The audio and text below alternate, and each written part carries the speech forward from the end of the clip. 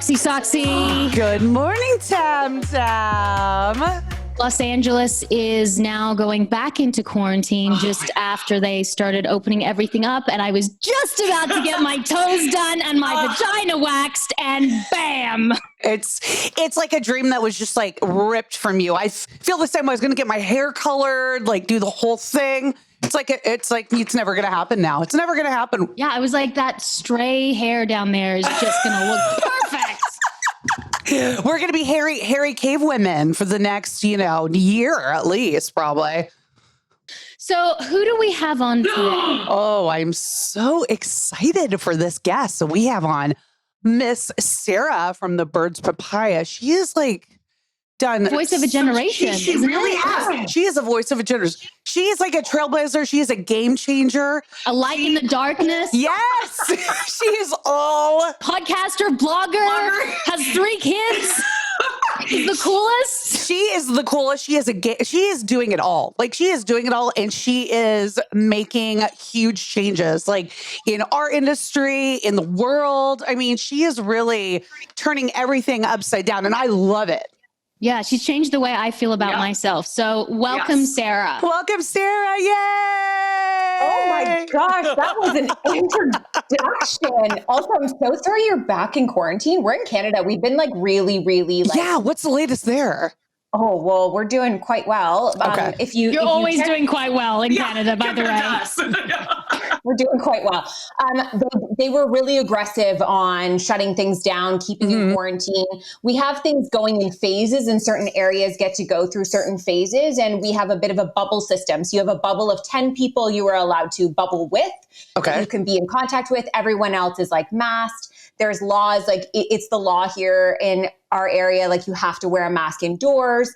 Everything's kind of, so it's kept it pretty low, and it's kept it pretty good so far. I think it was navigated really quickly, really well.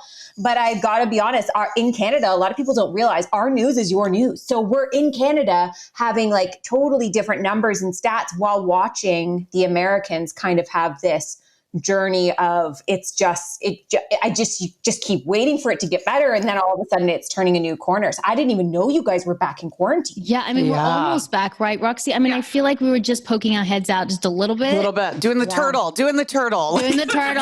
like the you know what after pregnancy in the butthole, but we know. I think the problem with America, and I'm an American citizen now, so I can say that, is like the head and the tail don't know what's happening. And I feel like, with just the communication, and no one's really knowing what steps you're supposed to take and should take, and no one's believing this and no one's believing that. So you'll have a lot of people who are very careful, like Roxy and I, who, show up at parties with like 2 masks and a shield and gloves. And then you'll have other people who just don't think that it's real, and people are dying. So, it's hard to try to change people's mental state when it comes to like how they actually feel about what's happening in the world right now. So I think that's difficult. 100%. And no, I just think that that's exactly it, right? Like it's just such a time where everyone's a little bit untrusting. We're a little bit untrusting, like what's real, what's not. Can we trust the politicians? Can we trust the news? Can we trust anything? So I think it's good that we're asking questions. I think it's good to kind of poke and prod back, but then it also right now, like I'm erring on the side of extreme caution. Like there's kids in play, there's family members in play, there's everybody else. And I think for me, I keep coming down to, if we're going to like one day, like 2020 is a shit show and a half. So one day we're going to be telling our grandkids about the year 2020. And I just want to know that I was on the right side of history. I want to know that I was on the right side of this. Right. And I think that's what my big thing that I'm carrying is. I don't want to look back and say, you know what, that was the one choice I should have done different. And I wish I hadn't have done that. But at the same time, trying to not live in fear and trying to move forward with the regulations that we now have been given. I just wish we could all get on the same page. It's like, I feel like if we all united and came together, like I was like, hopefully we could just like eradicate the whole thing, and like be back to normal life, I mean, if it's 2 weeks, right? They say you're contagious for 2 weeks. Yeah. They just fucking shut down the entire world for 14 days. No one could leave the house for 14 days. and gave us time to prepare. Yeah, and not like the last day, but they gave us like, we're going to shut it down in a week and a half's time. That's it. You can't leave the house. You get a fine if you do. Then I don't know if we would be here. Right. I was reading yesterday about like the different pandemics that have happened throughout history. And back in like the 1300s was the Black Plague, I believe it was. Yeah. And it wiped out half the world. And I was like, how did they ever like cure that? And it was quarantine. They literally just shut everything down. Finally, everyone just stayed in. And this is back in the time of like horse and carriage. So it's a bit different. But I mean, and we're still battling people who just want to go on vacation, right? Like that's, our troubles are so much different. But I was looking at that and I was like, oh, isn't that funny that we're literally, because it's so unprecedented, the only thing we really can do right now is stay home, is by doing these things, by being extra safe, by wearing masks. And so, I mean, but to be honest, nobody has the answers because there was no real, how could we be prepared for this? It's just not a reality that we ever thought we were going to face, right? So besides like SARS, which was barely anything compared to this. Right. I feel like, it didn't affect everyday life for us. It's like, this one's like a game changer. I mean, I'm like every day, like, oh my God, what am I going to fucking cook tonight? That's Lexi's biggest problem. No, like, what am I going to eat? It adds up. Cause I mean, I think Tammin and I were talking about this when you have kids too, like at the beginning of quarantine, it's like, oh, I'm going to try out all these new recipes and I'm going to be like the Martha Stewart of like quarantine.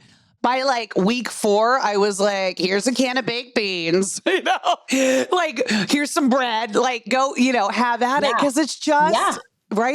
It's just like one thing after another, Last night I did a whole, like, you know what? It's going to be cheaper for me to order a pizza than it is for me to make a homemade pizza. Wrong. Right.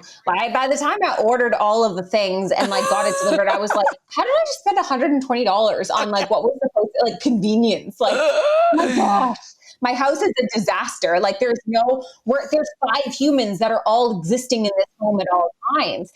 There's new stick on the wall that hasn't been there in a while. There's just a lot. There's a lot going on, right? Like it's just, and God bless children, but in order to get a work day done, I kind of have to leave them to their own vices. Which means I come downstairs. I just came downstairs in the kitchen, and there was just lollipops on the counter. And I was like, okay, so this is how we're doing today, right? So, do you feel like it's funny because in the beginning of this quarantine, I was actually really positive about it because I'm I have a little bit of social anxiety, so I kind of. She never likes to leave. I never had to leave the house. Like I got to like still work, but I didn't actually have to go to meetings. It was fine. I got to cook at home, be with my family.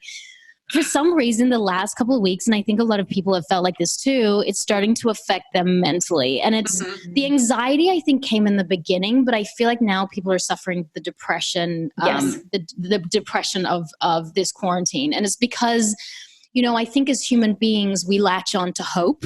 And we go, there's opportunity and hope. And, even if I feel down, I can still look out into my future and see that there's something there for me. And I think because this continues, maybe not in Canada, but definitely in the US, I feel like people are losing that sense of hope.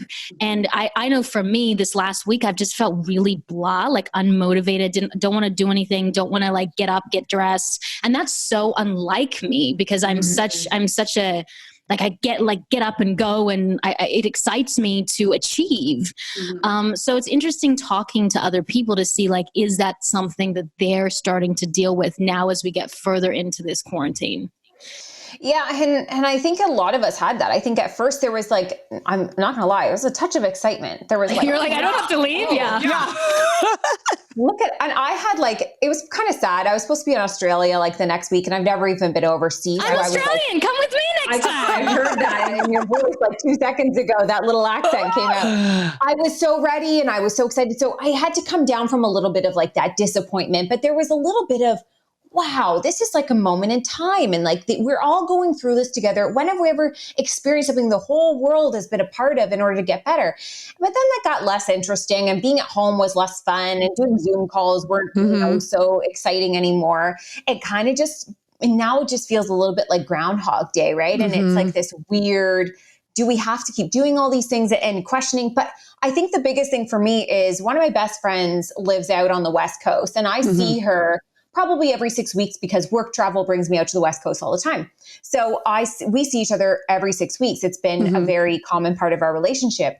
And now it's like her 30th birthday's next week. And I'm like, I don't even know if we're going to be able to see each other. I don't know when we're going to see each other again. The idea that it went from like, okay, this is going to pass. It's going to be one of those things to, we actually don't know. There might not even be a vaccination until like, I don't know. Yesterday I heard like 2022 and I was like, I actually just don't even want to hear that. Like I can't, like, there's just a lot when we're hearing there's no end date, then it's hard for hope to have something to cling to. Yes, that's the problem. It's so unknown. We actually had an expert on the podcast probably a month ago, and he said that he thought it was going to be a 2-year pandemic. like, Yeah. And like the Spanish flu, right? Yeah, like the Spanish flu. And it's just one of those things where it's like, you also have like mental, like quarantine exhaustion. Like you're just exhausted of this. It's like the same thing every single day and there's no change. I mean, for me, I don't know how you girls are about this, but like I love part of the reason why I love what I do so much is because it's always different, even though, we're talking, you're talking to different people. I'm on the red carpet sometimes.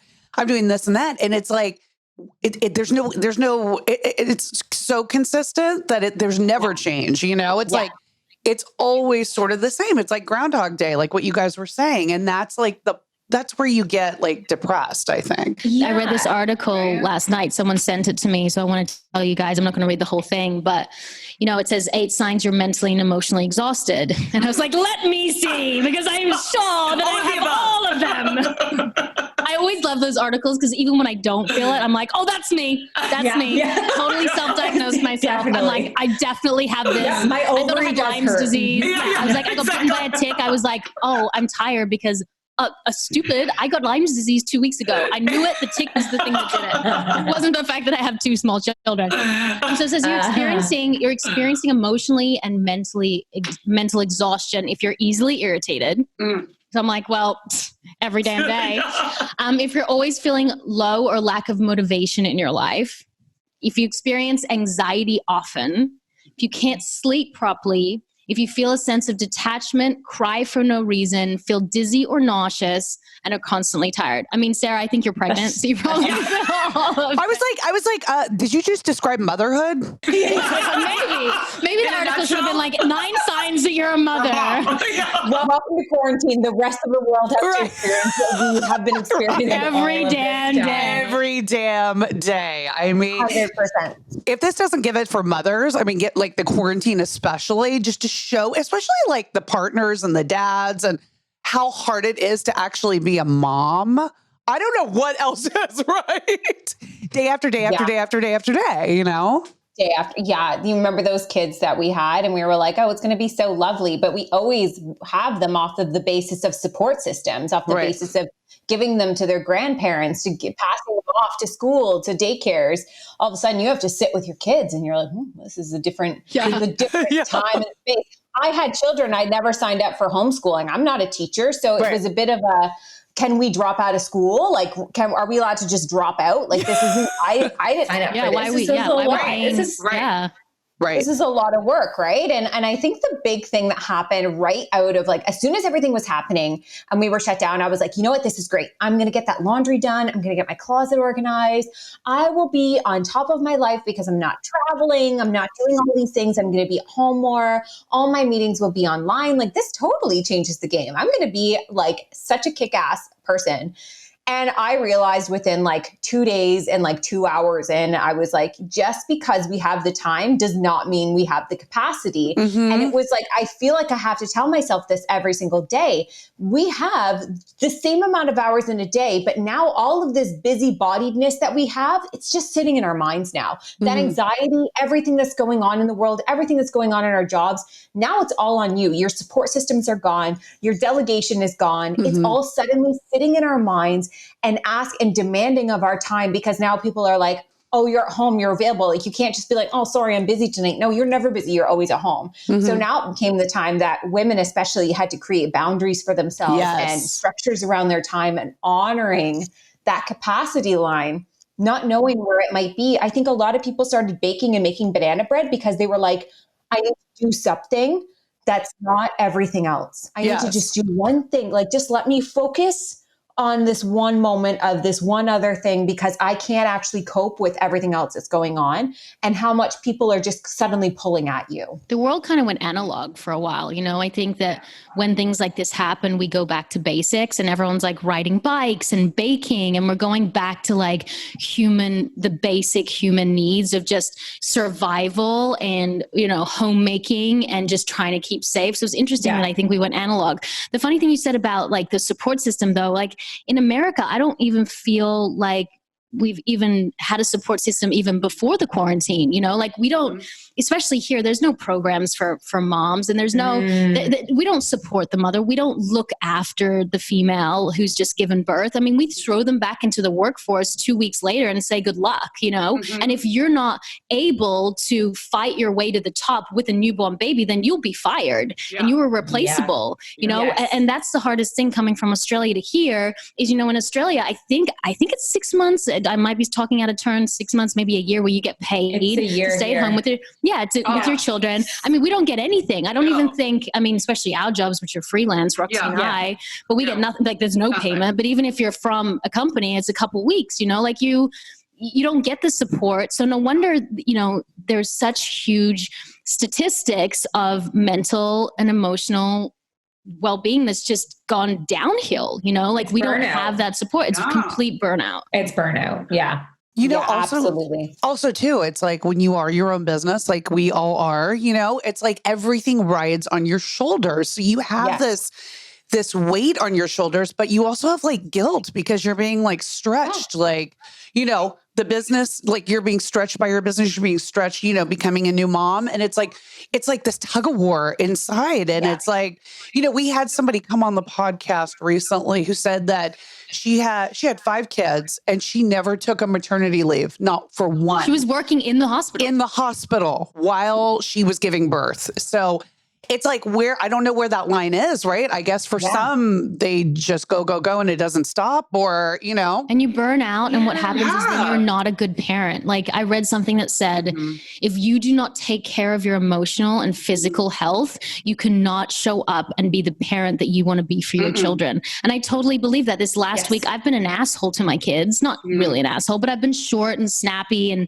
Phoenix is like, your husband, she goes, Daddy just gave you a water bottle. Why did you snap? And I don't know. Maybe it's because I have not been able to take care of myself and my needs for the last 4 months. And so I've become a shitty mom, Yeah. Can't pour from an empty cup. And you can't. And what happens in a system where it's not supporting refilling that cup whatsoever? Yeah. And I think this is what we're going to see. I think that everything right now, the pandemic will be one thing, but I think the aftermath of what happens to women and how we kind of supported this dream of women can do anything. Women can, do anything a man can do suddenly comes into question when it's like, well, somebody has to watch the kids. Right. Are you expected to be the man? Like, no. Like, so there's a lot of like this conversation that's going to happen years from now, I think, and how this time and this particular chapter of life really impacted motherhood and women in business. And I think to your point, Roxy, when you are your own brand, we're not a 9 to 5. You don't just clock in and clock out from yourself. So you actually have to start regulating that, and you have to create those boundaries. And that's been huge for me because you really do feel like it rides on you. And yet you also have children relying on you, a home that relies on you, a marriage that you somehow need to keep in a keep it sexy. Yeah, right. That's like the last thing happening. Although Roxy knows that I've never turned down a little romp in the sack ever. Tammin is ready. Never turned down sex ever in my whole life. Never? Well, from guys I don't like, sure, but like not from my husband. Like, should we intervene you? He's turned it down for me, but I'll be like, hey, you want to? He's like, I'm tired. I'm like, okay. That's my life right now because I've got pregnancy hormones. Oh my God. So horny, right? Dreams. Oh my gosh. And then I'm like bugging my husband and he's just like, we have never had more sex. Like I'm exhausted. And I'm like, also like sex is not sexy when you're pregnant because you're just like, can you just roll me to my side? It's all achy. He's like, oh, okay. The orgasm's so good though. Did you like the orgasm, Roxy? Like the orgasm when you're pregnant is so intense. I used to I used to think I was going to have a brain aneurysm because like after I orgasm, my head I'd get really dizzy. And you get like that mini contraction too, right? Like your whole uterus goes and you're like, what? Yes. Yeah. It's like, your whole, you're so sensitive down there. But then I do have to say towards the end, we had to get like super creative with like positioning and all that. Cause I'm like, oh my God. The last thing I wanted to do was like sit on top and just be like my big beach ball. You'd be like, I can't breathe. I can't breathe. I can't breathe. Totally. We had to get like super creative. I think the doggy probably came into play like a lot. Which is fine. Like, and we'll start asking questions about your actual career, Sarah. That's fine when you're in that position when you're pregnant. It's fine because nothing hangs down. Do you know what I mean? Like, it's just this big bump, but it's okay because it's like all intact. And I don't know if this is a good segue, but Sarah, if people don't know much about you, they should because you are extremely body positive, and to the point where it actually made me question why I don't put up certain things on social media because we have about the same amount of following, but I'm afraid to because I don't like certain things about my body and the way that I look. And so I feel shame, right? Yes. So when I feel shame about myself, my body, my confidence isn't high, I would never want the world to shame me when I already feel like shit, right? So how did this begin from like just being you to now 1.4 million followers and your engagement is off the fucking charts? Like there's so many people who like need you to be able to feel like they're okay with their lives. Like how did this begin? How did you get there? Take us with you. Show us how to do this. I have a bit of it's kind of funny. It's a bit of an unconventional story, but yet a pretty common one as well. I actually, after kids, so I was overweight since I was 12. Like I was a chubby girl. I never really had a lot of problems with it. Never really had problems dating. Definitely had self-esteem issues. Like I always knew I was the biggest girl out of my friends. Like it was just one of those things that I got really reliant on being funny and having a good personality and drawing people in and just being a yes girl for everything. And so I got married at 19 and had 3 kids by the time I was 25. So while a lot of my friends were off in like university and having a different life, I really went down this avenue of having kids and being the stay-at-home mom. And that brought a lot of body change. My body was the only one at the time that I had ever known to get a stretch mark from pregnancy. I had a really long recovery with my firstborn. And then by 3 kids, at the end of it, I was 225 pounds. I was struggling deeply with depression without really even seeing it. I wasn't happy in my life. I wasn't happy in my marriage. Everything was kind of crappy. And I was living 6 hours away from my entire support system, which was my family.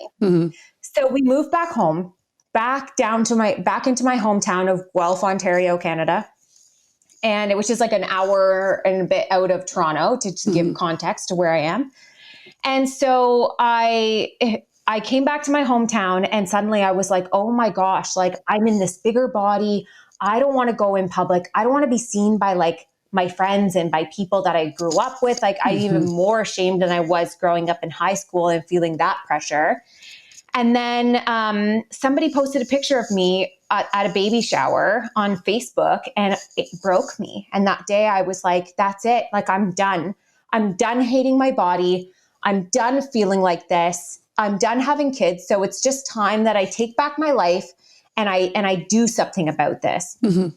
So the problem being, I was a stay-at-home mom, didn't really have access, didn't really have money for things. So all I did was download an app and start exercising every day with no real beginning or end realms of like what was a healthy amount to do. The app told me to eat what a toddler should eat in a day. So of course I lost weight and I lost it rapidly. And I ended up losing about 80 pounds in the first year, 100 pounds by the end of the second year. And the internet absolutely loved me for it. So I got a lot of attention and a lot of acceptance for now being in a smaller body. And it kind of fed into this like, oh my gosh, this is what I need to do. If I can just keep getting myself smaller, keep getting myself this, like I'm going to actually feel like I love myself. I'm actually going to feel really good about my body. But the problem is the little sneak attack of it all was after losing 100 pounds, I still was depressed. I was still unhappy in my marriage. I had more anxiety around my body than ever before because now it felt like spotlights were on it. And I still had these stretch marks and the cellulite that just brought me so much shame. So I'd gotten really familiar with editing apps and showing up like that. And I also had to face that I don't really know how to keep self-perfecting. Like, where do you go when does it stop? It became a bit of an obsession. And so after I ended up leaving my husband, I moved in. This is like a breaking point. So I'm 30 years old. I leave my husband of 11 years. I move into my parents' house with 3 kids in tow, and like the most humiliating and humbling experience to do so. And I had a smaller platform at the time, but still it felt really big. And of course, everyone's kind of talking about this. And my weight continued to go lower and lower. By the end of it, I was a size 0 and 114 pounds, and nobody had any idea what was going on in my life.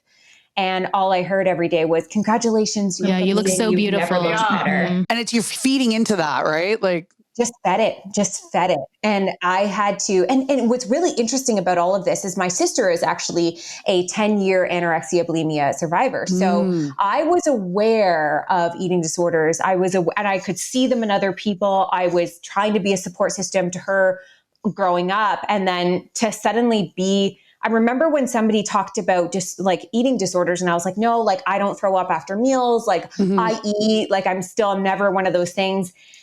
Switch the words around and say disordered eating. And I was like, well, I definitely have that. Like, yeah, I'm terrified of every meal, and I work out to burn off the calories that I eat. Like that's the thing that I think I might have. So I started kind of like recognizing in the saddest way possible that I had kind of been lying to this community and lying to myself. I'd been trying to hate myself happy. I'd been trying to, just shrink myself, be less. And at the core of it, if I peel back the onions as to why I wanted all of this, I just wanted to be accepted. I just wanted to feel wanted. And if you think about it, I went from being segregated in the stores of shopping, like I would have to go to like different sections, the plus size sections to shop, or even shop in that store at all, to be like, I remember how celebratory I felt when I was like, oh my gosh, like I'm in a size 12 and I can shop in like regular stores now. How sad is that I was like, I just wanted to shrink myself because all I really cared about was being accepted. And so throughout that journey, I started to really share some more vulnerable stuff. And at the time I was still small. I'm still thin identifying woman. So I was sharing from the parts of like really letting go of a lot of this control that I had. And I shared a very curated version of like sharing my stretch marks. And a founder of an underwear company reached out to me, and she was like, I would really love, because I was wearing their underwear in this photo. She's like, I would really love for you to come and model for us. And I was like, no. And she's like, yeah, Sarah, we're not doing it without you. Like, we'll see you on Tuesday. And she kind of pushed me a little bit in the best way. She's one of my dearest friends now. So I showed up to the shoot, and I just assumed they'd have me in something really high-waisted, really like sucking me in, not showing anything. And I showed up, I was in low-rise underwear, and the photographer was about a foot shorter than me. So I was like, oh, honey, like we take angles from above. Like skinny angle, right? You're coming from below. Like, this isn't going to be good. And so I had a bit of a panic, but throughout the day, there was other models on set and like professional models. And I noticed they all had cellulite and stretch marks. And I was like, wow, that's actually really attractive. Like, that's really cool once you start to see it. But when that photo came out and it went on to like their page, it went viral. And I was like, when I first saw it, I was ashamed. I was mortified by what I was looking at, of this like upwards angle shot of me in low-rise underwear with my stretch marks showing. And then I read the comments, and the comments were just woman after woman after woman. This is like 2-3 years ago. Just saying, I had no idea that another body like mine existed. I didn't know that gave me shivers. Women like me. Yeah.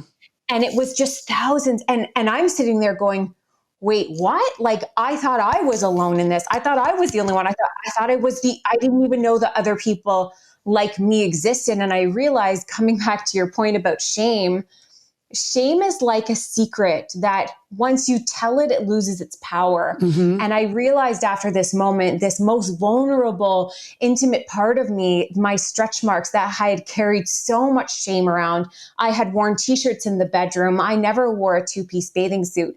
Suddenly was shared openly with the world. And I was free of that. I was now free from the shame. Not that it no longer existed within realms of shame, but I just realized that these shame circles had kind of pushed so many women into the sidelines of society, once again segregating them from the rest, not really allowing acceptance in these things. And it wasn't just that. There was so much more. I was flooded back to what it was like to be in a plus size body, how hard that was to shop, how hard it was to feel accepted. And I realized that if I could just show up and just be exactly who I was, maybe that would be like, maybe I would feel better. Maybe I actually would feel better about what I was doing. And so eventually I quit my job in late 2018 and I started doing this full time and really working through my mental health at the same time and writing from a place of really healing through, disordered eating and body dysmorphia and body hate and working on self-love in a way that is not, I think when we talk about self-love, everyone thinks it's like, oh, like you love your body and you must be so confident in your body. I'm like, no, I'm confident beyond my body. And I love myself in action, but I don't look in the mirror and I'm like, hot damn, like, yes, let's go. I'm like, don't love it, don't care. Like, let's go.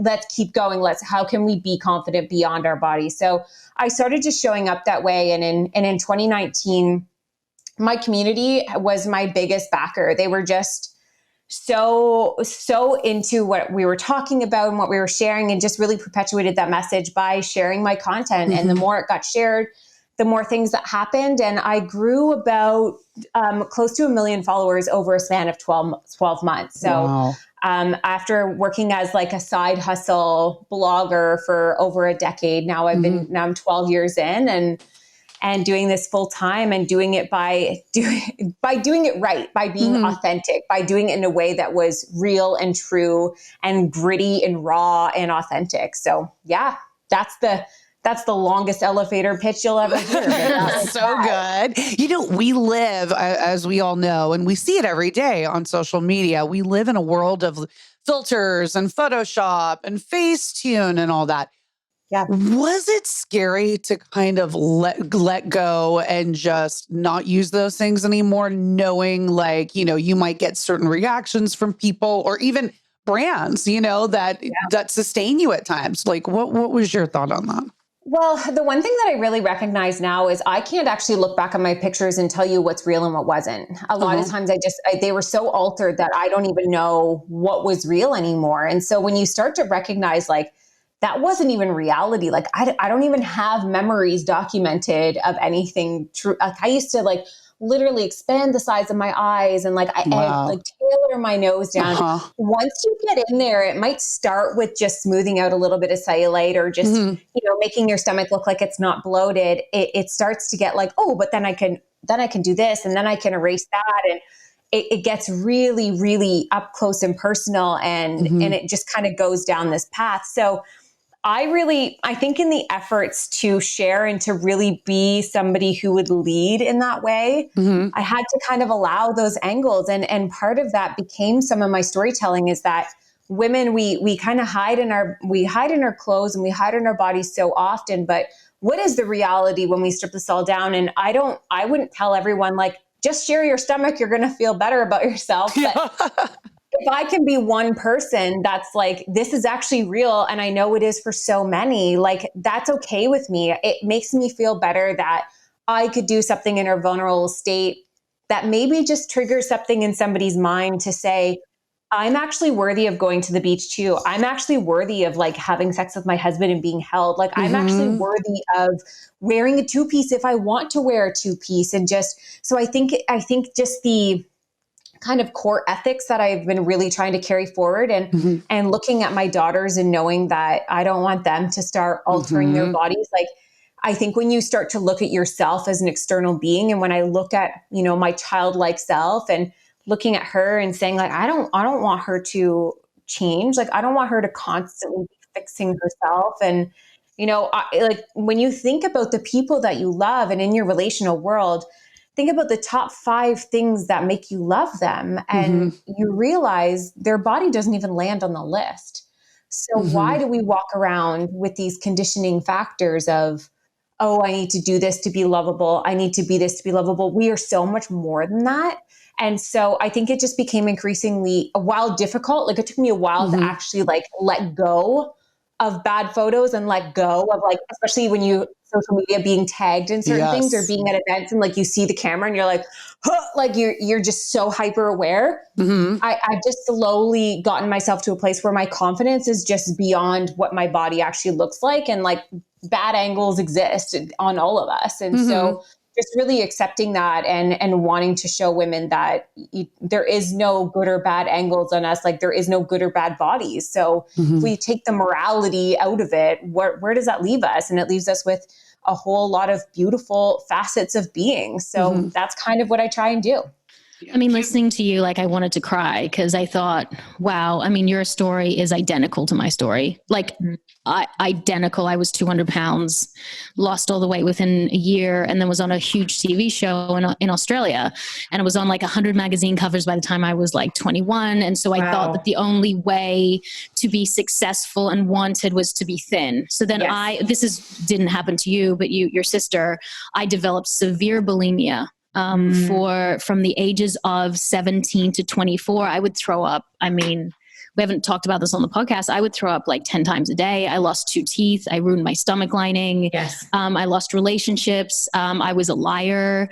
And I just stopped one day because I didn't do what you did. What you did was go, oh, I need to change my thoughts about myself and be confident. That's why I stopped. I just stopped because I was like, I'm not feeling well and I want to be with my husband and I love him.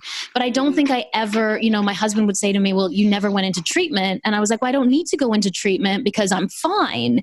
But you're not fine because you still don't feel confident in yourself or like yourself. Or if you eat French fries, you think, well, tomorrow I'm going to work it off. Or, like last night I ate, a banana in the middle of the night. I was like, oh, is that too much sugar? It's that constant conversation that you're having with yourself to tell your body that it's not good enough and that you're not good enough. And what you said, I just hope that you said that it starts with the way you talk to yourself. And at some point it becomes your reality. And at some point you do change your behavior and you change your patterns, but I'm sure it takes time. I'm sure it's not like, after hearing you and seeing your pictures, I'm like, oh, Roxy and I are going to love our bodies. But I think it's going to take time. It takes time. And I'm years into this, right? And it's been 5 years since I was at that lowest point and building back up from that. And I still, and I think like, again, that's the hardest part about when we have these conversations around like loving your body and being confident in your body. It still uses your body as the medium in which you're going to be confident about it or not. And I think especially now, like I'm in my extra challenging time because I'm in a very changing body, and not only from quarantine changes, which bring about stress changes to the body as well, but being pregnant and having to accept weight gain for the first time in a very different way has been, I'm not going to lie, it's mentally challenging. It's challenging even my core ethics and what I believe and where my worth lies. It's still begging those questions once again. And so I don't think this is a journey that kind of just ends, because we have to remember we've been conditioned a certain way our entire lives. We've had one thing shown to us, one mold of women shown to us our entire lives. We've been conditioned to believe these things and to believe in good and bad bodies. So it's a deep unlearning. And so I think we have to be really forgiving about the fact of like what our first thoughts are. And when you're eating a plate of French fries, like a lot of times my first thought is like, this is a bad food, or like, this isn't good. While you're eating it too, it's like you can't even enjoy it because you're like, oh, this is going to do something to my body. Your mind is like going, but what I like to focus on is your second thoughts. So what are your follow-up thoughts to that? And those are the ones that we have a bit more control over. Those first thoughts are kind of what flood in. The second thoughts is like our response to it. And eventually, if we kind of like remind ourselves of our worth and remind ourselves that like, you know what, these French fries didn't go out murdering children. They're not bad. They're not bad at all. And you know what, like, I know my body, I know what's best. And for me, a lot of times actually eating the food that I'm craving removes that off of my like radar. Like I haven't had mac and cheese in probably 3 years. I haven't been able to stop thinking about it. So I just had a big old plate of mac and cheese the other day. I'm done with You're mac done. and cheese for a while. But like so much better to just have it and move on with life than what happens with, and this is what happens a lot with binge eating, which is also a form of eating disorders, and why we can't really identify eating disorders looking one certain way, because it's like that same thing. If I can only have it this one moment, I better just have it all. And there's a lot of like our emotions tied into the way our relationships with food, all of our social life is tied into food. Our relationship with food is actually incredibly important, and one that we haven't really addressed, and it has to do with our bodies as well. So those first thoughts are like those initial, the thing that we've kind of been conditioned to believe all of our lives. And the second thoughts being, you know, the newer lessons, the new narratives, the unlearning of that, and that permission to just kind of be and exist. And I think that's kind of the bigger one, because the more we understand that we don't have to be, you know, XYZ in order to have worth in this world, the more we can show up. Because for myself, I was at my biggest weight when my kids were little. I didn't participate in their childhood very much. I didn't go to the beach with them. I didn't put on a bathing suit. I wouldn't even go tobogganing with them, because in my head, it was all, no, like I can't do that. That's risky. People will see me. This will happen. Like this, all of these different things that I actually removed myself from not only their memories, but the opportunity at my own. Yeah. So the fact is, our bodies are going to change. They're going to change a million times. We are all aging. We are all going to gain weight. We are all going to release weight. There are going to be ebbs and flows in our life. How do we get ourselves to a point where we are willing to show up, no matter what that looks like, and have a mindset to believe that we are worthy of existing in the memories that we have the opportunity to make right now, because there is only right now guaranteed. So stepping back into my kids' childhood, working through, like, as hard as those first thoughts are, being willing to step into the second thoughts and being like, you know what, I'm going to show up today because this is an opportunity I have with my kids and with my family. You know, if you're with a partner, and I know how hard that can be, especially if you've already had children. I was a single mom when I met my husband, who has no children. And I was like, is my vagina tight enough? Like, is my stomach? Like, everything came into play in my head, right? To just acknowledging, like, I'm actually a body that has done incredible things. And I have a body that deserves respect with a man who wants to love it. And here I am denying myself of that, and denying him in the process as well. So turning it around and actually accepting touch and accepting love and accepting intimacy. Guess what? Now I get to have great sex. And like, that's a fantastic, and he doesn't say crap about my stomach. We don't, it's not even a thing, right? Like, it's these things we built up in our own heads. You know, speaking about like having kids and the postpartum body, you know, and I do this myself. I mean, I can't help but sometimes look back at old photos before I had kids, right? And looking at that body, and, you know, and by the way, at that time when I had that body, I didn't realize what I had. You know, even then I was like, oh my God, I could, you know, my stomach is sticking out. Like, I could lose here, I could lose there. But I can't help sometimes, even now, looking back at those old photos and wanting for that body, you know, and saying, God, if I only had that body here and there. And it's like, you know, the back and forth. But how I feel like total body acceptance is just so far off for me still. Yeah. How do you get to an accepting place like that? Particularly when you've had kids, you know? When you've had, and I think that kids are a really good example of showing how drastic changes can happen in a body. But I think, to your point, there's an incredible quote. I don't know whose it is, but it says that, you know, if you ever look back at an old photo and realize how good you had it then, that goes to show you, proves the point that it was never about your body. So if even at the smallest points you were at the most perfect your body's ever been, you still took issue with it. The issue must be so much deeper. But I'll be honest, like, as somebody who's had a massive weight loss and then kind of allowed her body to balance back out, and, you know, and exists in a medium-sized body now, now going into like seeing Facebook memories and like Instagram memories that kind of come up now, they bring back your old thinner photos. And so the one thing I've tried to do is actually, and it took some work, because actually a few months ago I had a whole episode where I found all these photos, and suddenly we were watching a movie as a family, and they just showed up I was looking for something, and I found all these old photos. And I just started to cry. And I was like, I got to leave this room because I don't want to talk about it in front of my kids. I go upstairs and my husband was like, are you okay? And I'm like, I just found all these old photos. Like, I'm heartbroken. Like, I miss that body. I just miss it. And he's like, Sarah, I want you to think about those days. I want you to think exactly what happened in those moments. So I took screenshots of the photos and I went in my Instagram stories just because you can add text on top of it. And then I just saved them for myself. And I wrote the memories I had to that day. If I actually sat and I thought about them, and it would be things like, I only ate half that salad because I felt like I looked too big. I thought the backs of my arms were ugly and I was mad that Shane took this photo. I was really ashamed of this bit of cellulite that I had on my hip in this one that I actually wasn't even paying attention to the waterfall behind me. And I went on and on and on.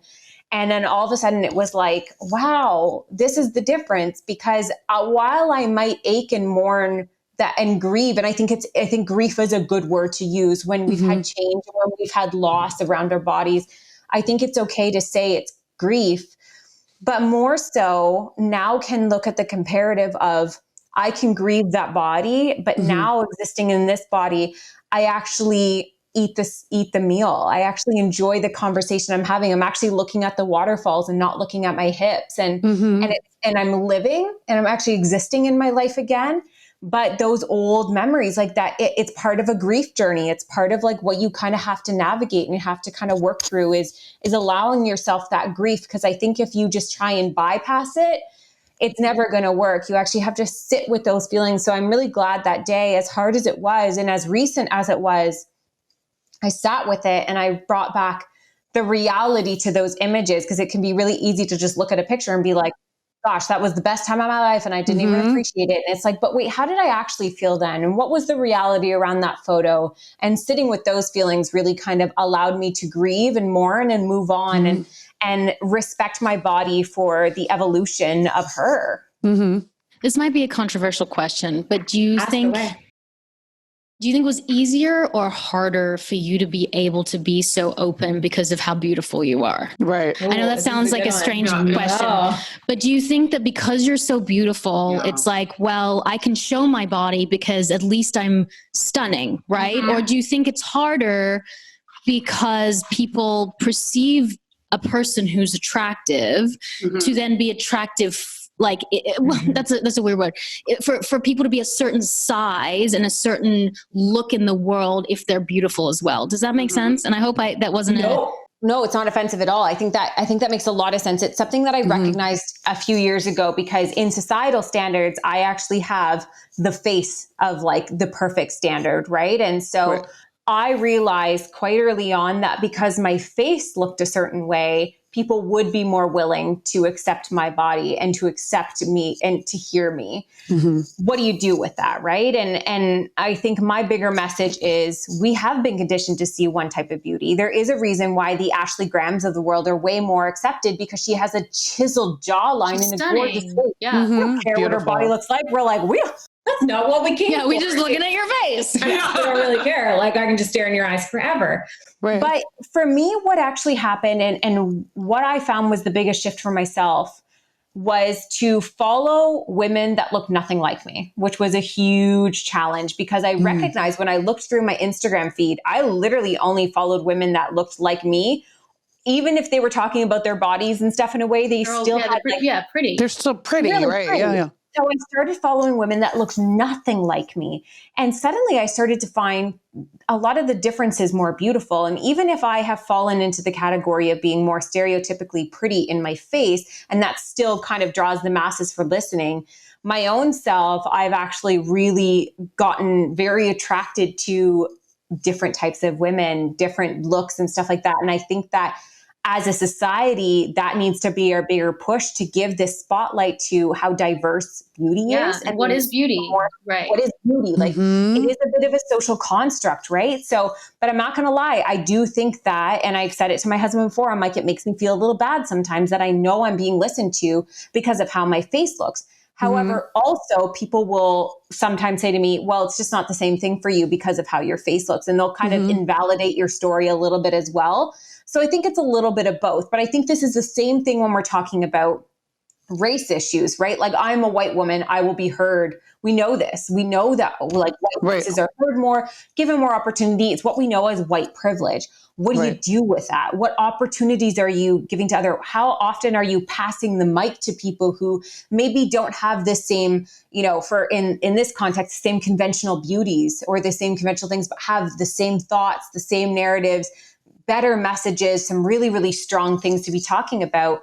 How do we kind of, hand it over to them a little bit more and use kind of the pretty privilege or use the white privilege that you might have and actually do something with it, right? So it can be kind of hard to change an entire society in terms of like why we listen to certain people, because again, we've been conditioned to want to from certain people, but as it goes on, kind of acknowledging how to use it as well, right? And I think there's people like Jamila Jamil, who I look up to immensely because she's incredibly gorgeous, but every day is doing something to change, like for social justice, to do something for somebody else. Like she's using what she knows must be so gorgeous and attractive in her and perpetuating it into a form of change or into a form of narrative thought as well.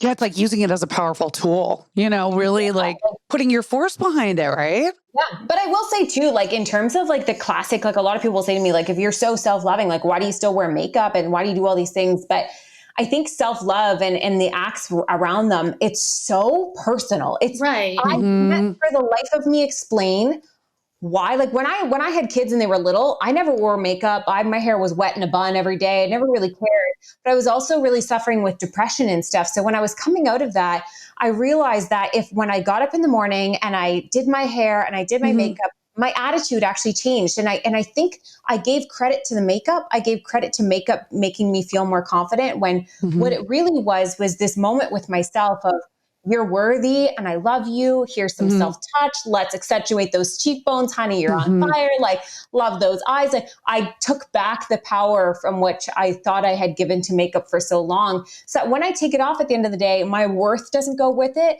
but my mindset and those moments at the beginning of the day are some of my favorites. So I'm not going to debate them. I'm not going to argue till the cows come home, because for me, it's one of my most sacred moments of the day. And I actually really, really love it. And so I've really just tried to channel that the best possible. And I think some people feel more empowered by a bare face, and some people feel more empowered by, I love your bold lip today. Like I'll put on a bright red when I'm feeling fiery and I know that I want to get like some badass shit done. Yeah. You put on the underwear, right? It's like, who cares? Right. You put on that sexy underwear in like a meeting, and there's something. Lip is like that reflector of that, like getting your hair done. Like we can't do it in quarantine, but Roxy and I spoke to Ted Gibson, and he said like there's something about a woman when they do their hair that makes them just feel empowered, and it's okay. It's okay. It's okay to love yourself and all your imperfections, and also to want to feel good and take care of yourself. You can have both.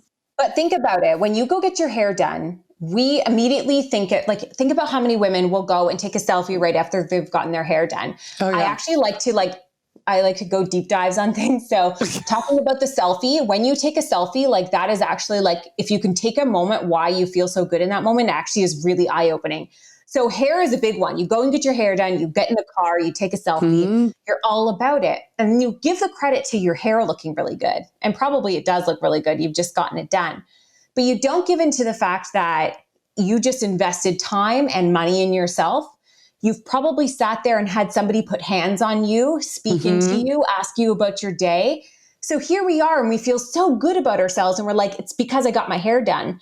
No, it's because you had human connection. It's because you had hands on you. It's because you had an opportunity to talk and to share. And it's because you invested time and money in your self-care. And now you're feeling really good. Take the damn selfie and move on. Do the selfie. So switching gears a little bit, because I wanted to talk about this. It's so interesting that you said this, but you mentioned that you had gotten remarried. And so you said this time around in your marriage that divorce was absolutely not off the table, and it is an option.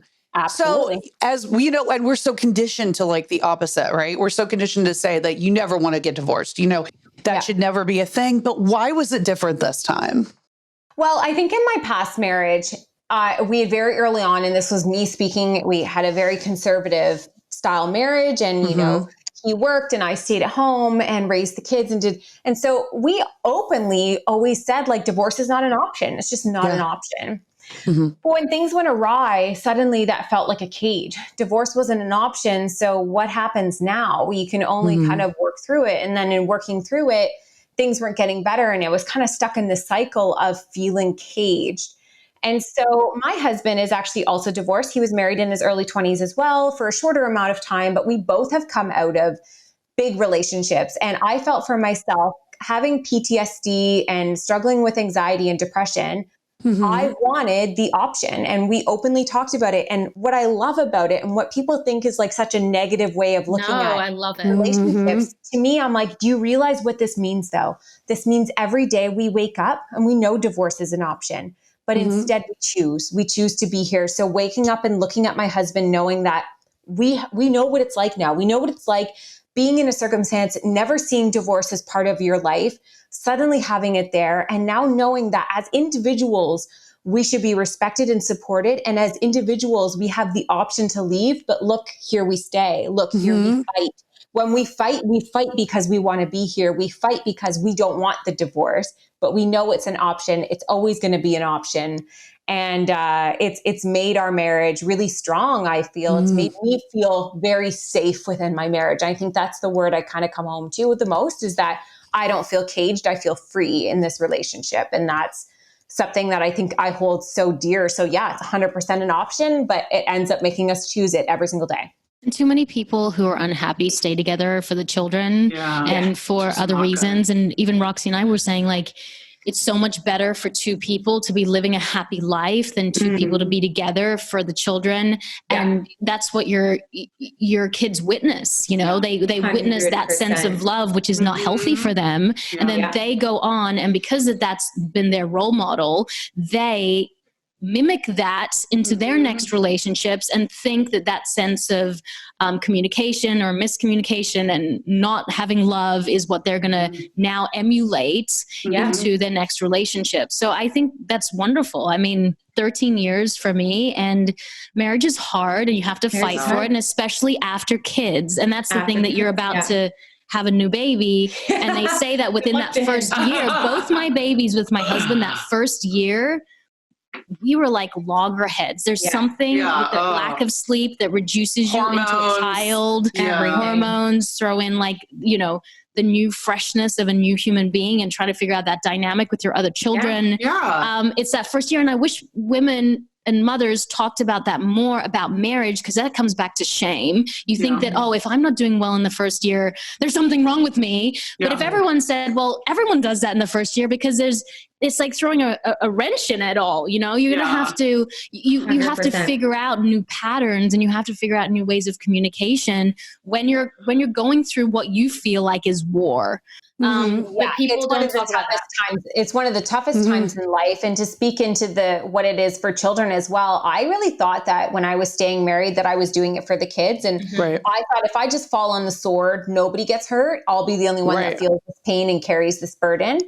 And that's bullshit. Kids know. They're so smart. They're so aware. And while I don't think they love shuffling back and forth between two homes, I feel like they now have an opportunity to have me as my true self parent them, as opposed to me trying to just survive parent them. And it's two totally different. I've had open conversations with my kids about how it's felt for them.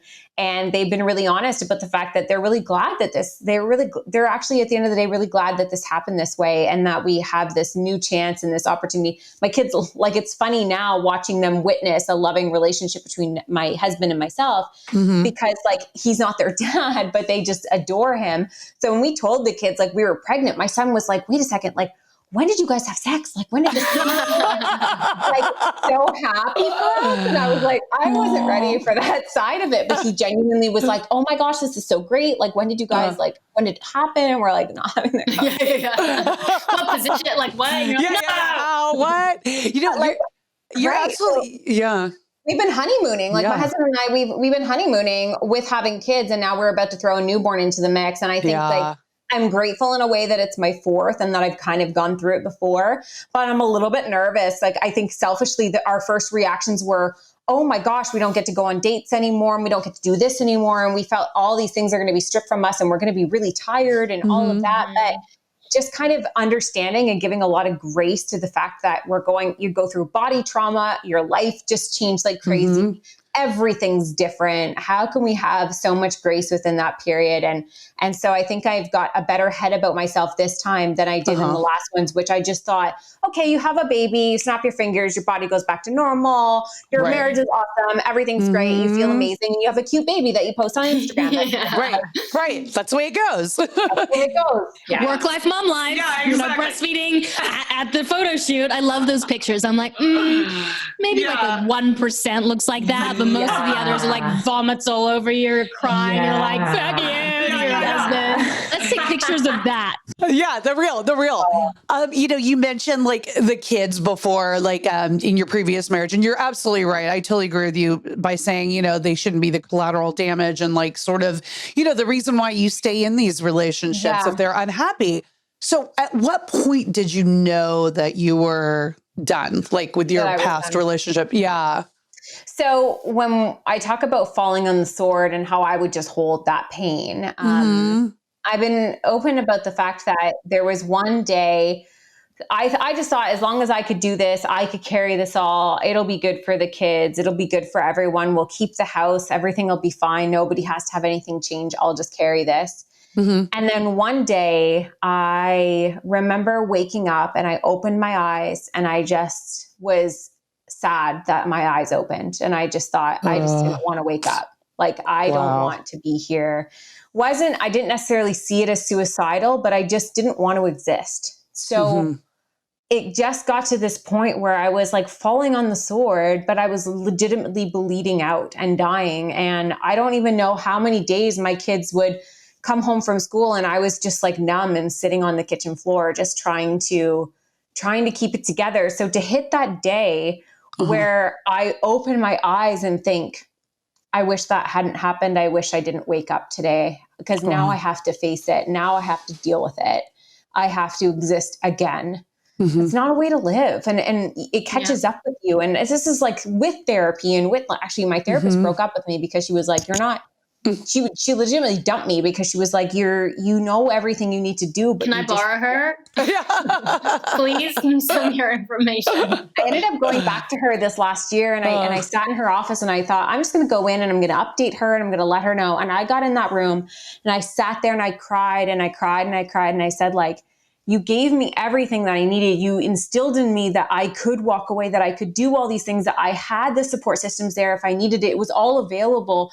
I just needed to take the step. And I said, you broke up with me and you left me to my own vices. And then it was like pushing a bird out of her nest. Like, I had to take the steps for myself. So waking up that day, realizing that I didn't want to exist anymore was the wake-up call I needed, because I thought I was saving my kids by keeping them in a home where they would have their mom all the time. And the fact is, I don't know if they would have had their mom a year later. I don't know if I could have, like, I just don't know. Like I was slipping away in one way or another. I was no longer me. And my parents, even, like, they were amazing, such a support system to move us all in within, you know, I called them and they had us picked up and gone within the afternoon. And I remember as time went on and I slowly started to come back, my mom was like, I feel like I'm going to cry. She's like, I feel like we have you back. Like, we have you back again. Oh my gosh. It's like we spent our whole, like, we watched you and we watched you slip away and we just wanted to see you come back. And now we get to have you back. And it was just like, I just treated myself as such a secondary human, just falling on the sword for everyone else. And to wake up and realize that I was just as much a human. I was just as worthy. I want my kids to grow up and know that their relationships are a choice and that there's always options, and that they need to love themselves first before they ever love anybody else. And before we romanticize, you know, the bonds we have with our children, or romanticize marriage and all of these different contextual relationships that we have in life, yours is the only one that stands till the end of time. That's the only, you live and die with one relationship that's guaranteed, and that's the one with yourself. So if you have to be willing to protect that and to love it And to see where it's come from there, the fact that I had not a dollar to my name, I didn't have a house to call home, I didn't have a car, and I worked up from there to now being where I am now, which is safely landing in a place where I'm in a happy marriage, but more so in a happy relationship with myself, that I'm standing on my own 2 feet, that I earn for myself, that I have a loving relationship with my kids, and they're all turning out fucking awesome. Like, yeah. Well, how can they not with you as their mom? Yeah, I know. Right? I love that. Yeah, just such a journey. And I think we need to romanticize so much more the importance of what the relationship with ourself means, and putting that as a priority, and going all the way back to what we said about filling up that cup, not pouring from an empty cup. It's actually life or death. Like, it's actually so important. It impacts everything. It impacts, like, we feel selfish. We feel like, oh, if I just take care of myself, that feels like such a selfish thing to be doing.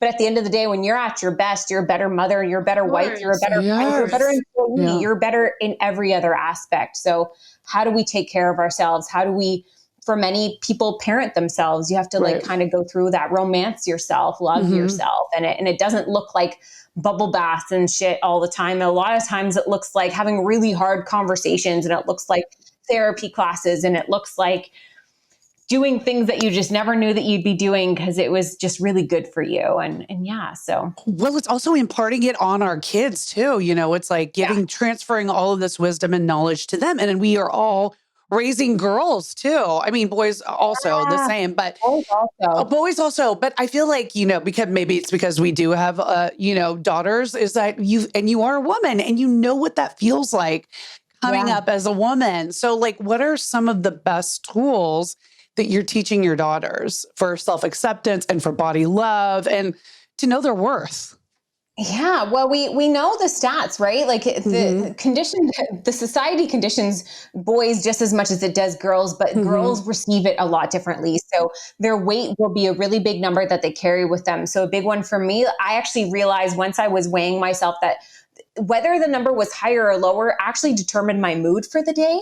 So I had to throw out the scale. And when I take my kids to a doctor's office, I actually ask for them to face away from the scale. The doctor can know the information, but the kids don't actually need to identify themselves by a number.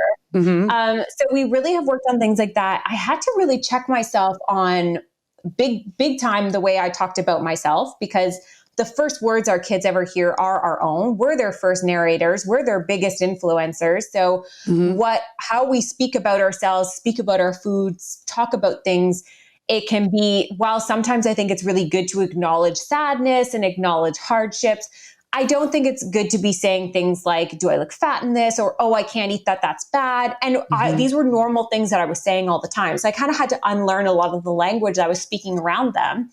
And finally, the other one is not putting such an importance around certain things. So my son actually has a learning disability. So a lot of times people will be like, we need to instill in girls, like, just to be smart and just to be this. And I was like, okay, even smart, like, how about we encourage tenacity and boldness and courageousness and kindness and generosity? Because even by being like, oh, you're just so smart, like, what's that saying to my son who is always struggling in school because he has a memory disability? My daughters they're being raised the exact same, and they look completely different in body types. So how do we remove being like, oh, you look so pretty today, or that? Yeah, like, what do you do about that statement? Because I know even my husband, who's 10 years older than me, 11 years older, he's just been taught that we had this big discussion the other day, and he said, I've been taught that when a woman gets her hair done, you say, oh, you look nice, you look pretty, you look beautiful. Like they're wearing something, he sees Roxy after not seeing her for 4 months because of quarantine. He says, oh, you look nice, you look pretty, you look beautiful. Now, what happens with that conversation now? And I'm sorry I interrupted you. Like, can we still say that? Can we still say that to girls? Should we still say that to girls? What do men need to know? Because I think it's also and no one's been sticking up for the guy. It has been a difficult time. They don't know what's right, what's wrong, what should they say? You know, my husband sent a picture of our daughter looking really pretty to his friend. I was like, is that a good thing? Is that a bad thing? I don't know. Yeah. And I think that's where we really need to encourage male allies into the conversation and really open it up for them. And I think acknowledge for ourselves that, some of those things over the years, maybe instilled for us to only be accepted when we looked a certain way. But I think even like, let's say somebody gets their hair done. I think it's really nice to acknowledge that, you look really you look great. That hairstyle looks so amazing on you, but not that you look so amazing with that hairstyle. It's just like a little flip of, it's just a tiny little acknowledgement. The verbiage. Yeah. It's weird little subtleties, but be like, that color, like, I love that color on you. Or like, you look, when I say like, you are so beautiful, it's not like you look so beautiful, you are so beautiful. So it doesn't go into like their actual looks. Like, you are just a beautiful person. I used to get so frustrated that my husband would like, I can get completely done up all the way to the nines and he'll be like, okay, have a great night. And I'm like, I'm trying to put all this shit on. I'd like you to say something. Right. And then like, I'll be sitting in sweatpants with like probably mac and cheese on my shirt. And he's just like, God, you are, this is the most beautiful thing I've ever seen. And I was like, please, come on. Like, can you not say it? But like, it's because like when you see somebody and you see them for their beauty, all the other extra bells and whistles kind of are just like, it's so nice and it can be so complimentary. But I think giving power to the actual power where it lies, being like, gosh, that hair looks great on you, instead of being like, you just look so pretty when you have your hair like that. It changes the way we receive it. It gives us back that power.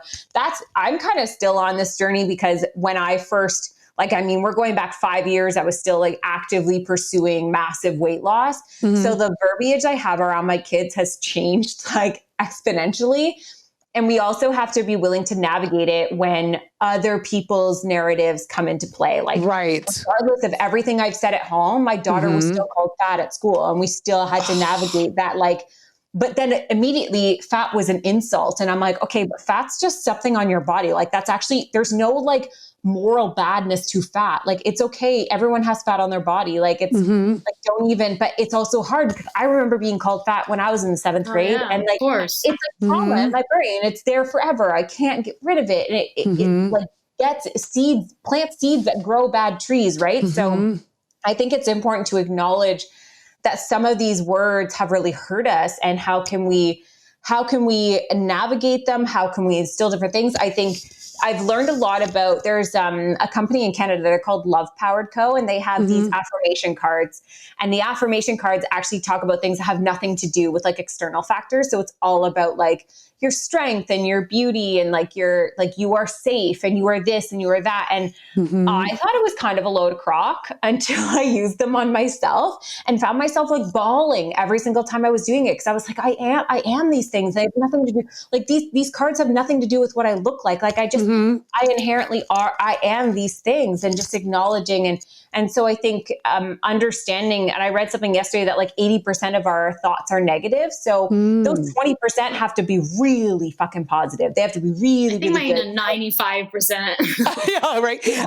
Yeah. We're also doing, and we're also doing like damage control, because, especially with our kids, when they're going to school or they're around like relatives or even people in the older generation, they're saying things that we can't control, and it's like, then you're going back and you're doing damage control and trying to sort of like set the record straight with them and, change these things. Do you guys find yourselves also doing that? Like, because always, all the time, even right down to like right now I'm, we're going to find out the sex of the baby and having to change the verbiage of, it's not the gender of the baby, because now we've learned that gender is a social construct that's usually self-identified. So we will find out the medically sex of the baby, but we're not going to gender identify them for themselves, because I learned only in the last year that actually was damaging for a lot of people growing up. And I want to be kind of different. So all of a sudden we went from, okay, what is a gender reveal? And what is this? And like the gender. And all of a sudden we sat down at dinner one day and we were talking. There's an explanation that says like, gender is between the ears, sex is between the legs, and like your orientation is just like, or something. I don't know. There's like, if you look up the Gender Bread Man, it like explains it all. And I brought it up and we had a conversation, and I was like, okay, this is cool. New language for us, pivot away. And now we're like, okay, the sex of the baby. And it's just is like, you learn and you adapt and you change. Right. So I think we have to give a lot of grace to the older generations that haven't had the same access to information that we have. Take that into context. Kind of sometimes I think a lot of people want to blame their mothers or their grandmothers for the things that were said or instilled in them, forgetting that the generation they came from put them into this mold of you had to look perfect, you had to be perfect, you had to be with lipstick on in a clean house by the time the man came dresses. home at 5 p.m. Yep, all right? All the things. So no wonder they are now putting that pressure onto women because they feel like that's the only way that they're going to pass on success or, again, acceptance into those younger generations. We're the ones that are breaking the wheel and breaking the cycle. The next generation, our children, will be the ones that actually fully experience it or kind of break the wheel just a little bit more. So I'm actually, as much as it can be really confusing and sometimes you feel like you're getting it all wrong and you've definitely said a million things, it's okay. It's okay to be your own worst hypocrite. Like, you're allowed to be a hypocrite. You're allowed to have said one thing 5 years ago and change your mind with new information and be somebody new next year. Right. So I think that's important for kids too. Like, it's to see you evolve and to see you change and to know that that's something that you're allowed to get things wrong. And that just gives you an opportunity to learn and get it right. And self-actualization, right? Yeah, it's like 100%. Self-actualization. You constantly are evolving. And that is so important, I think, to teach our kids that. You can always learn. You can always learn. You can always change and evolve, you know? Yeah, and you're going to get things wrong. Don't live in shame from that. Learn from it. Do something with it. Move forward with your life. Because we all fuck up. We all fuck up. Oh, my God, daily. Well, Sarah, I can't believe our time's up. But we're going to go on your podcast now. I'm so excited. We get more. Aren't you happy to talk to us for another hour? You're like, oh my God, what did I get myself signed up for? Thank you so much. This was actually my favorite show so far. I was holding back some tears when you were saying some things that really hit home for me. And there's a lot of soul searching I still need to do, and a lot of bad behaviors that I'm doing to myself and the way I think about myself. And, you know, therapy isn't as accessible as it is in Canada, probably. And that's something that we also need to talk about for women to get help, because I'm sure that a lot of your journey was helped by the fact that you had someone who was an expert in the field, so could help you retrain your brain. So you knew what a negative thought was, and you were able to identify that and be able to shift your ideas. So we need people to have access to more help. I agree, 100%. You know, mental health and wellness. Yeah, mental health and wellness is just as important as physical health and wellness. You know, and I think a lot of people don't see. You know, they don't make that sort of connection. But if you're not right in your head and you don't feel well in your head, you're not. The rest of your body is not going to feel well. You know. 100%. Sarah, where can everyone find you if they're not following you, which means I had to live under a rock? So you can find me. My wheelhouse is going to be Instagram. I'm on there the most. So at the Birds Papaya. I have my podcast as well, which is called the Papaya Podcast. I called it that for like a nickname and it stuck. So it's all the papayas, which yes, they do look like vaginas, and we accept love that. papaya and vagina. Papaya and vagina. That's what we're saying, like, in terms of like the whole like gender reveal, sex reveal. That's what we're doing now. Instead of a gender reveal, we're doing like, is it a papaya or an eggplant? Like, I love it. And they have the emojis for it, you know, so you're set. So come hang out with me on the Birds Papaya, and you'll find everything else from there. Amazing. So and we are Women on Top Official on Instagram. And Women on Top Podcast on Facebook. And I am Tammin Sursak. And I am Roxy Manning. And we are Women on Top.